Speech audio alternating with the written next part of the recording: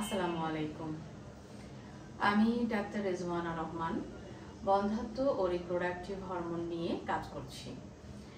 আমার কাছে অনেক সময় প্রশ্ন আসে পুরুষ বন্ধ্যাত্ব নিয়ে কিছু বলার জন্য।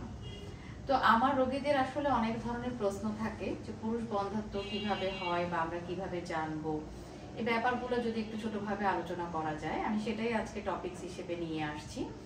ফার্স্ট অফ অল হচ্ছে, আমার কাছে যখন কোনো কাপল আসে কনসিভের ব্যাপারে কথা বলার জন্য, প্রথমত আমরা কি করি, পুরুষ বন্ধ্যাত্ব আছে কিনা এটা একটু চেক আউট করতে হয়।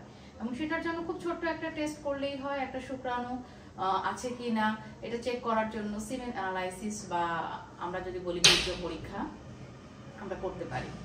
তো এই পরীক্ষার মাধ্যমে আমরা দেখতে পারি যে পেশেন্টের কোনো শুক্রাণুতে সমস্যা আছে কিনা।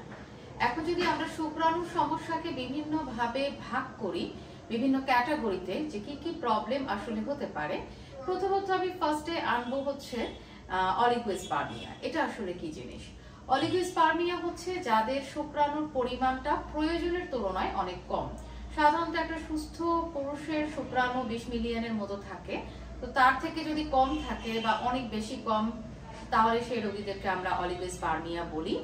এছাড়া আমরা কিছু পেশেন্ট পাই যাদের স্পার্মের পরিমাণ ভালো, বা দেখা গেল স্পার্মের মর্টিলিটি বা স্পার্মটা ঠিক মতো মুভ করছে না, তখন ওই ধরনের পেশেন্টদেরকে আমরা অ্যাসথেনোস্পার্মিয়া বলি। এছাড়াও আমাদের কাছে আরো কিছু পেশেন্ট আসে যাদের কোনো ধরনের লক্ষণ থাকে না, একদম সুস্থ পুরুষ, কিন্তু সিমেন্ট চেক করার পরে পাই যে শুক্রাণু একদম শূন্য, নীল।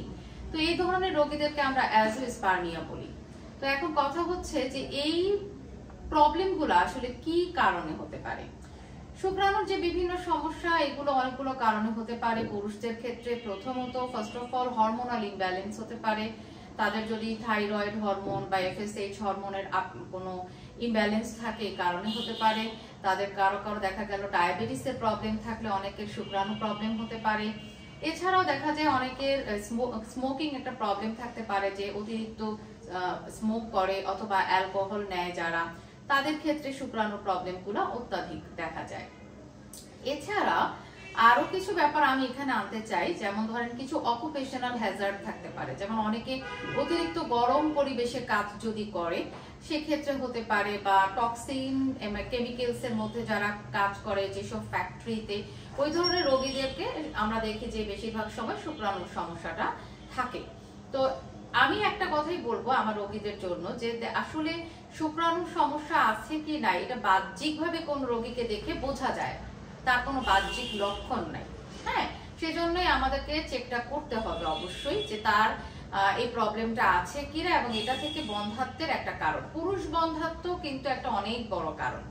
আমাদের কাছে প্রায় 50% পেশেন্ট আসে পুরুষ বন্ধ্যাত্ব নিয়ে, যেটা অনেক বড় একটা কারণ কনসিভ হচ্ছে না। এবং আমি এটা অ্যাসিওর করতে চাই আমার পেশেন্টদের যে এটার চিকিৎসা সম্ভব।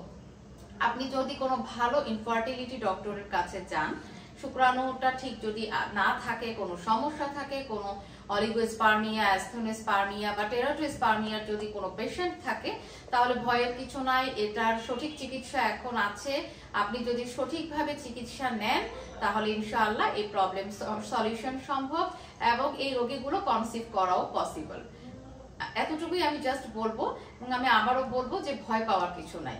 কোনো সমস্যা হলে আপনারা যোগাযোগ করেন, দেখা করেন, ফাইল নিয়ে আসেন, আমরা বসবো, আমরা দেখবো, ইনশাআল্লাহ আল্লাহ সবকিছু সমাধান করবেন। সবাইকে অসংখ্য ধন্যবাদ। আজকে এই পর্যন্তই রইল। ধন্যবাদ।